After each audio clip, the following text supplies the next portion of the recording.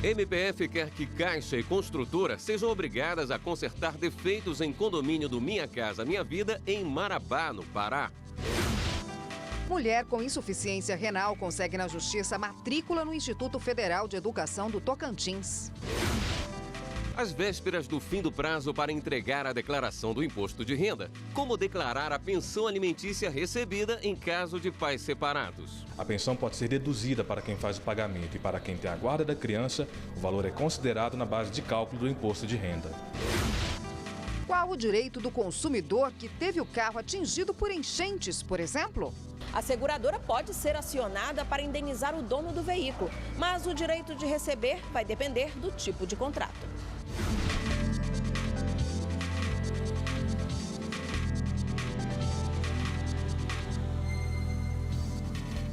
Olá, boa noite. Boa noite para você. O Ministério Público Federal entrou com uma ação na Justiça para que a Caixa Econômica e uma construtora sejam obrigadas a consertar uma série de defeitos em 2 condomínios em Marabá, no Pará. Eles foram construídos com recursos do programa Minha Casa Minha Vida.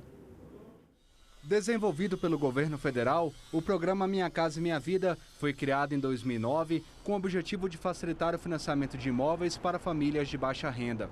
Só em 2018, mais de 14 milhões de pessoas compraram uma casa ou um apartamento com a ajuda do programa. O problema é que algumas empresas têm economizado demais na hora de construir os imóveis. Mesmo recebendo recursos do governo, a maioria tem usado materiais de baixa qualidade nas obras. É o caso de 2 condomínios construídos no município de Marabá, que fica no sudeste do Pará. Logo depois de serem entregues, a maior parte das mais de 2.000 unidades já está com vazamentos e rachaduras. E não é só isso. A área de lazer e também o sistema de esgoto já apresentaram problemas. Na época da construção, o governo federal repassou 95 milhões de reais para a empresa responsável pela obra. Por isso, o Ministério Público Federal entrou com uma ação pedindo que a construtora e a Caixa Econômica Federal providenciem imediatamente o reparo das casas. Caso a Justiça aceite a denúncia, tanto o banco quanto a empresa poderão receber multas diárias de R$10 mil se não cumprirem a determinação. Com base no Código de Processo Civil de 2015, o Superior Tribunal de Justiça decide que prova testemunhal é suficiente para dar prosseguimento em ação rescisória. Essa interpretação foi adotada pela 3ª turma do STJ ao aceitar o recurso de uma parte que, amparada em novas provas testemunhais, ajuizou a ação rescisória contra a decisão em processo de uso capião julgado procedente. A ação de uso capião teve o trânsito em julgado em 2014. Em 2017, a parte que perdeu o domínio do imóvel ajuizou a rescisória por causa de um fato novo, o depoimento de 3 testemunhas. O Tribunal de Justiça de São Paulo julgou extinto o processo porque considerou que as testemunhas não se enquadravam no conceito de prova nova e, portanto, não se aplicava ao caso o prazo decadencial de 5 anos previsto para as ações rescisórias. No STJ, o ministro relator Vilas Boas Cueva afirmou que as novas testemunhas configuram prova nova. Isso porque o CPC passou a utilizar a expressão prova nova em substituição à expressão documento novo, utilizada no antigo CPC. Segundo o magistrado, de acordo com o atual ordenamento jurídico processual, qualquer modalidade de nova prova, inclusive testemunhal, pode ser utilizada em uma ação para tentar reverter decisão transitada em julgado. Mulher com insuficiência renal garante na Justiça matrícula no Instituto Federal de Educação, Ciência e Tecnologia do Tocantins em vaga destinada a pessoas com deficiência. A Justiça Federal do Tocantins entendeu que as formas de apresentação da deficiência física não podem ser restringidas pelo Decreto 3.298 de 99, porque o novo paradigma consagrado pela Lei 13.146 de 2015 para a configuração da deficiência é bem mais amplo. O magistrado destacou que a estudante que tem insuficiência renal crônica terminal faz hemodiálise 3 vezes por semana E isso já traz uma barreira que pode obstruir a participação plena e efetiva dela na sociedade em igualdade de condições com os demais. Diante disso, a Justiça garantiu à aluna o direito de ser matriculada no curso de licenciatura em Letras do Instituto Federal de Educação, Ciência e Tecnologia do Tocantins, na vaga destinada aos deficientes. O Instituto havia negado a matrícula, alegando ausência de demonstração da deficiência da candidata. Página da Corregedoria Geral da Justiça do Trabalho na internet facilita a procura de bens passíveis de penhora para o pagamento de dívidas trabalhistas. Na página da Corregedoria Geral da Justiça do Trabalho na internet, agora podem ser acessados sistemas como o Bacenjude, que permite verificar a possibilidade de bens que podem ser penhorados para o cumprimento do pagamento de dívidas trabalhistas, e o Renajude, que faz uma consulta de veículos. A concentração de links de acesso em um só lugar visa facilitar a pesquisa patrimonial feita por magistrados, juízas e servidores da Justiça do Trabalho durante o rastreamento de patrimônio dos devedores em processos trabalhistas. A novidade foi divulgada pelo ministro Lélio Bentes, Corregedor-Geral da Justiça do Trabalho, durante a 3ª reunião ordinária do Colégio de Presidentes e Corregedores da Justiça do Trabalho. Na ocasião, o ministro destacou que a página já está em funcionamento e reforçou o empenho da Justiça do Trabalho em garantir o cumprimento das execuções trabalhistas. E você vai ver ainda nesta edição do Jornal da Justiça. Será que as seguradoras são sempre obrigadas a indenizar por carros destruídos pelas fortes chuvas?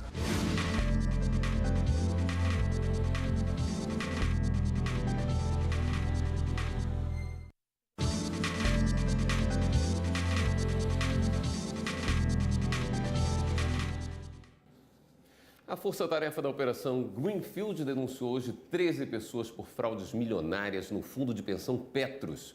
Segundo o MPF, os crimes foram articulados por meio da compra de cédulas de crédito bancário de empresas e com a cooperação de diretores do Banco BVA.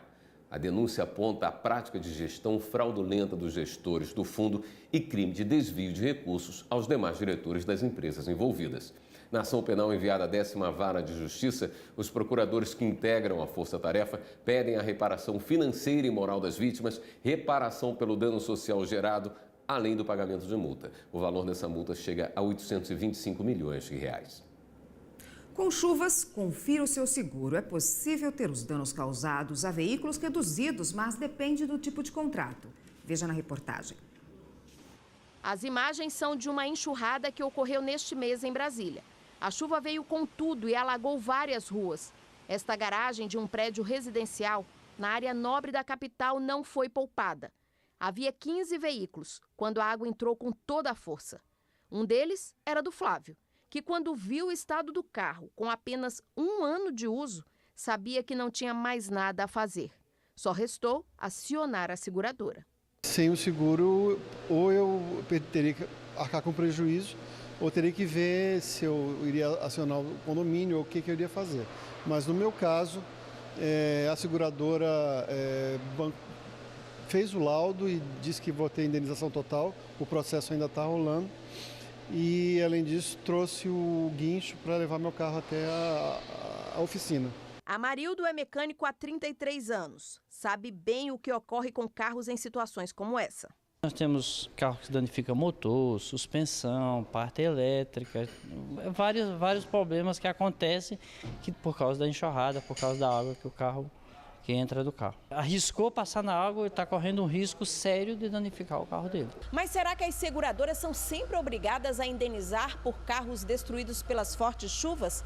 A SUSEP, Superintendência de Seguros Privados, regulamentou essa questão em 2004.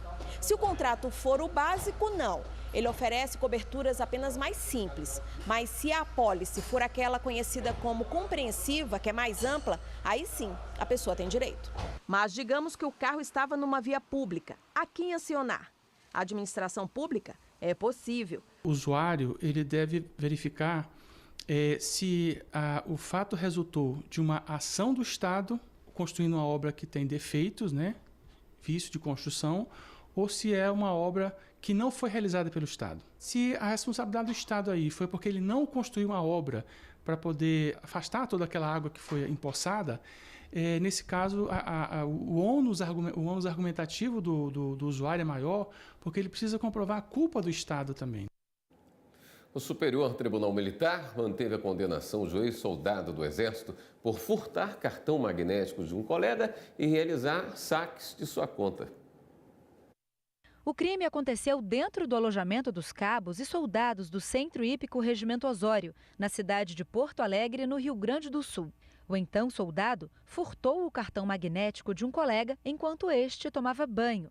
O soldado sacou, em dias diferentes, a quantia de R$ 970, dinheiro que usou para pagar uma dívida pessoal. O réu chegou a ressarcir a vítima antes da instauração da ação penal. Mas, para o Ministério Público Militar, o crime, previsto no artigo 240 do Código Penal Militar, já havia ocorrido e, por isso, o denunciou por furto atenuado. O então soldado foi condenado a pena de 4 meses de reclusão na primeira instância, que entendeu que a ação possui as características típicas de um crime militar.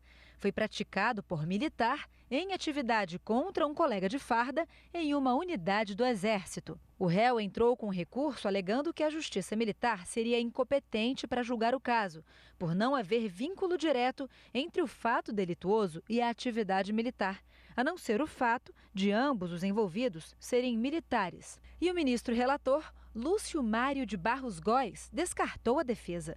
Para ele, o delito atingiu diretamente a disciplina militar, que é a base de sustentação das Forças Armadas. Não se pode olvidar que o desvalor da conduta praticada pelo apelante fere princípios basilares das Forças Armadas, hierarquia e disciplina, havendo clara quebra de confiança, de respeito e de camaradagem. A defesa pediu ainda a absolvição do réu com base no princípio da insignificância, alegando que a quantia furtada pelo ex-militar seria de pequeno valor.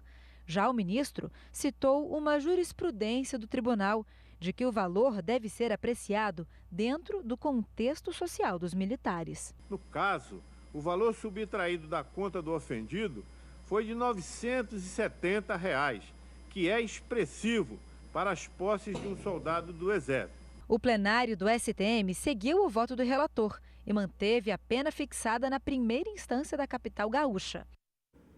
A nova realidade do direito digital foi tema do encontro no TRT da Bahia. Um dos desafios do judiciário é como programar visitas digitais. Jurimetria, inteligência artificial, business intelligence. A tecnologia está cada vez mais presente no cotidiano e os impactos já chegaram no âmbito jurídico. O tema foi debatido durante o 8º encontro da Magistratura Trabalhista da 5ª Região, realizado no TRT da Bahia. Hoje a sociedade já sente o impacto da mudança das relações sociais através das mídias. Agora imagine se isso transplantado pelo plano do direito.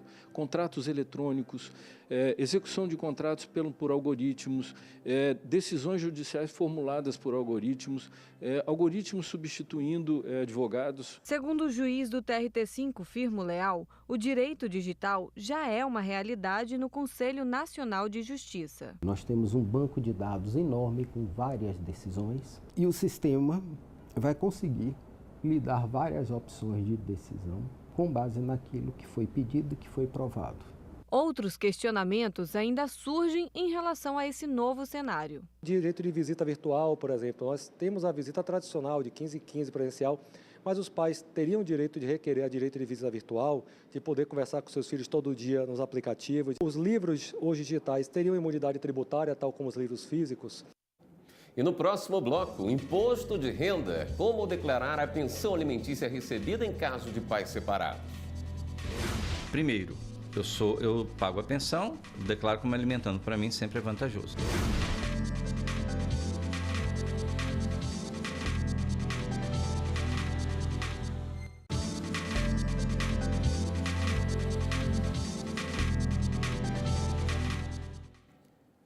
Imposto de renda. Pais separados devem declarar a pensão alimentícia. No caso de quem paga a pensão, o valor é deduzido.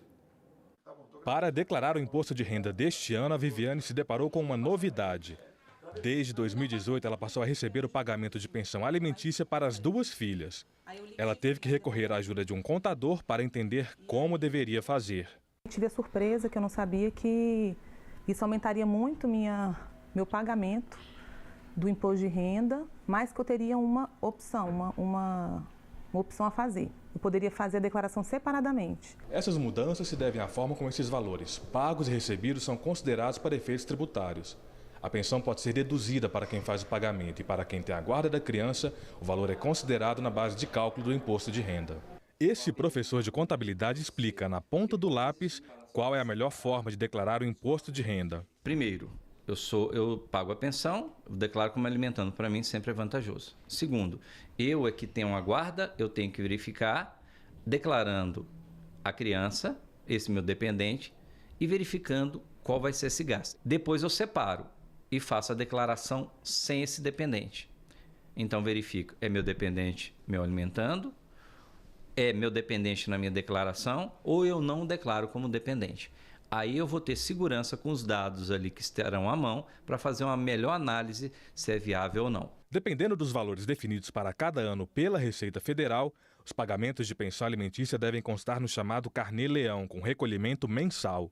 Na hora de fazer a declaração do imposto de renda, basta importar esses dados.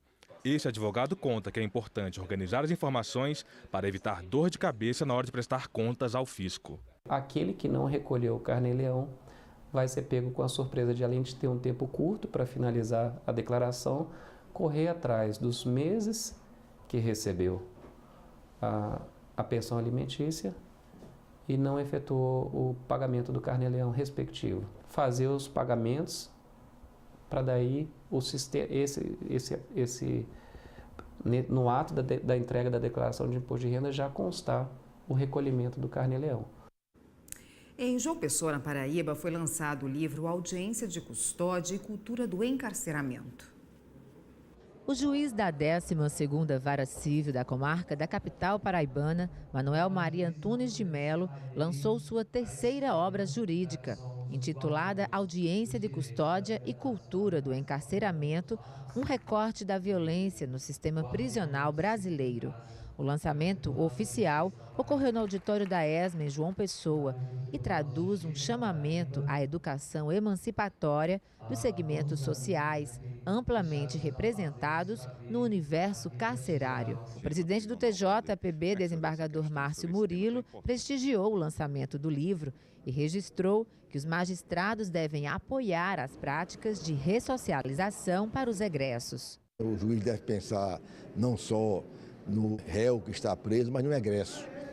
A situação dele ao sair do presídio, que é um dever do magistrado contribuir para que ele volte à sociedade. É uma obra de grande conteúdo jurídico e um tema de momento, um tema que está a afligir todo o nosso sistema jurídico, que é a situação do encarcerado. O livro foi apresentado pela juíza Aparecida Gadelha, presidente da Associação dos Magistrados da Paraíba, a AMPB. Para ela, a temática literária em questão proporciona um debate qualificado sobre o fenômeno criminológico. Quais são as consequências da cultura do encarceramento, que na verdade não vem a reduzir a criminalidade, como o próprio livro demonstra. Então, o livro traz vários elementos de conhecimento para que esse debate feito no meio jurídico seja qualificado e ampliado. Já o diretor da instituição de ensino, desembargador Marcos Cavalcante, exaltou a tentativa do autor em superar a tradicional lógica penal penitenciária ao analisar também alternativas penais que visam minimizar a problemática da atual realidade carcerária. Eu vou ler para ver a opinião dele sobre isso, tantas prisões, se nós não deveríamos ter presídios agrícolas, colônias agrícolas, onde os presos não ficassem totalmente encarcerados. Então, o livro é da maior importância. Nós, juízes, não podemos nos furtar esse debate, porque o juiz é quem decide, em última instância, quem permanece e quem fica no estabelecimento prisional. Processos de refugiados ganham mais celeridade com a implantação do sistema eletrônico Siconari. A plataforma já está em funcionamento no site do Ministério da Justiça e Segurança Pública. Quem vê o sorriso no rosto de Verônica não imagina o sufoco que essa jovem de apenas 19 anos passou. Há 1 ano e 8 meses, a venezuelana deixou tudo para trás e veio para o Brasil, grávida de 5 meses. Deixei tudo lá, deixei minha família, meus costumes, meus amigos, meu povo. Vim para o Brasil, fiquei lá em Boa Vista. Fiz uma vida nova. De acordo com a legislação brasileira, são considerados refugiados todos os indivíduos que saem do país de origem por perseguição política, religiosa, raça ou mesmo situação de grave e generalizada violação dos direitos humanos. Quando eu cheguei aqui no Brasil, tinha uma fila na fronteira como de 300 pessoas para eu pedir o permisso para entrar no Brasil. Assim como Verônica, mais de 180 mil pessoas aguardam reconhecimento como refugiado no Brasil. Até o momento, cerca de 10 mil pessoas conseguiram reconhecimento no país.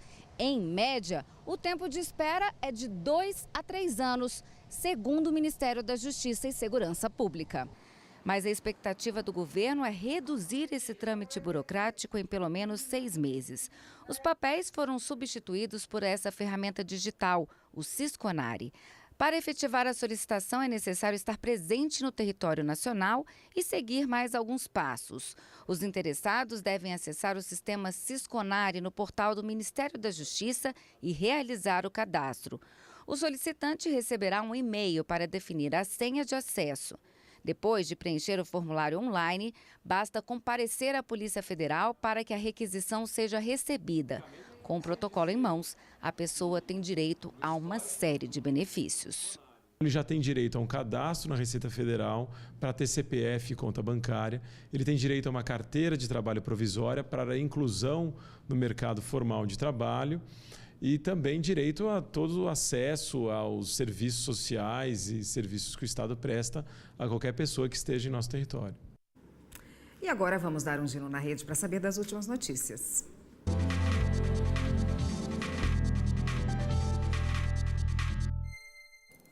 Vamos então até a redação do Jornal da Justiça falar com a repórter Daiane Garcês, que tem as novidades para a gente. Boa noite, Daiane. Boa noite, William, Eric, a todos que nos acompanham. E o Supremo Tribunal Federal vai decidir se é possível utilizar informações de colaboração premiada em ação civil pública decorrente de ato de improbidade administrativa. Essa ação ela é do Ministério Público do Paraná contra empresas e também 25 pessoas, entre elas um auditor fiscal. De acordo com as investigações, esse grupo fazia parte de essas pessoas faziam parte de uma organização criminosa que recebia propina de empresários sujeitos à fiscalização tributária da Receita do Estado. O Ministério Público pediu a indisponibilidade dos bens e de valores de vários réus. Só que com relação a 3 deles, 3 pessoas da lista, o Ministério Público pediu apenas o reconhecimento da prática de improbidade sem a implicação das penalidades previstas em lei. Isso por conta por causa exatamente do acordo de colaboração premiada que foi firmado com essas pessoas. E só para lembrar que esse tema teve a repercussão geral reconhecida pelo plenário virtual. E o Ministério Público Federal no Amazonas denunciou um militar do Exército que disparou vários tiros no meio da rua em direção a um veículo, ao pneu de um veículo que passava em frente a uma escola na zona oeste de Manaus. Esse fato aconteceu em 2017, quando ele fazia a segurança das urnas eletrônicas durante a eleição suplementar no estado do Amazonas. E está na lei. Quem tem esse tipo de atitude está sujeito a uma pena que varia de 2 a 4 anos de prisão mais multa. Se essa atitude for praticada por integrante das Forças Armadas, a penalidade pode ser aumentada da metade. E agora uma decisão lá do Maranhão. O Ministério Público Federal no estado conseguiu na Justiça que o DENIT, Departamento de Infraestrutura e Transporte, retire todos os quebra-molas que estão na BR-135 e na 316, exatamente o trecho São Luís-Timon. O MP apurou o seguinte, que todos esses quebra-molas, essas ondulações, elas estavam de forma irregular, estavam incorretas, não estavam de acordo com a norma. Inclusive, estavam colocando em risco a vida das pessoas que passavam por esse trecho lá na estrada. Com a decisão, o DENIT vai ter que tirar os quebra-molas e também vai ter que implantar aquele controle dispositivo eletrônico de velocidade. onde em todos os locais onde os estudos apontam que há necessidade desse instrumento de fiscalização. Essas foram as notícias desta sexta-feira. Se você quiser conferir alguma reportagem, basta acessar nosso canal no YouTube, TV Justiça Oficial. A todos uma ótima noite, um excelente fim de semana. Érica, William. Obrigado, Ayane. E esta edição do Jornal da Justiça fica por aqui. Uma boa noite para você e um ótimo fim de semana. Continue com a programação da TV Justiça. Uma boa noite. A gente se vê novamente na segunda-feira. Até lá.